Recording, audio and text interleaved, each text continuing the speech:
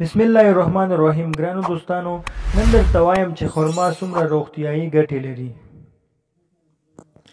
خرما یوه په زړه پورې غذا ده چې انرژي او دفاعي فعالیتونه زیاتوي. خرما د ویټامین A او ویټامین B کمپلیکس ښه سرچینه ده او خرما منرالونه هم لري لکه آیرن، کلسیم، مګنیزیم، اوسپنه او پوټاشیم.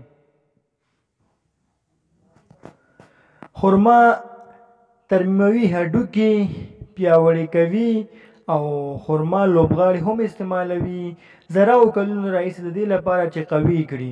خپل تعامل، چابکي او استقامت. خرما د پړسوب ضد او ضد عفونیت خاصیتونه هم لري چې ډیره ښه غذا ده د هغو کسانو لپاره چې د عفونیت مرض لري او مرض ته هم په کنټرولولو کې د زړه ضربان او د وینې فشار چې مخنیوی کوي.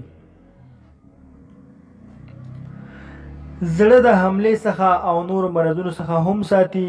خرما داسې فایبر لري چې د غذا په هضمولو کې هم مرسته کوي او دا فایبر د معدې، کولمو، پروسټاټ، پانکراس، سینې او د سږو سرطان مخنیوی هم کوي او همداراز په بد کولېسټرول هم کموي. خرما د دایمي قبض لپاره هم ښه شی دی. خرما د کمخونۍ لپاره هم ډېر ګټور دی.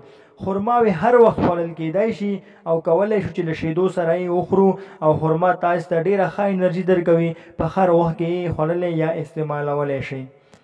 دوستانو، که چېرې تاسو زموږ چینل کې نوي یاستئ، په خپلو ښایسته لاسونو زموږ چینل سبسکرایب کړئ، ټیک ټاک هم فالو کړئ، ویډیوګانې شیر کړئ تر څو تاسو ته نور معلومات هم ورسي. په خپل ځان ډېر پام کوئ. الله پامان.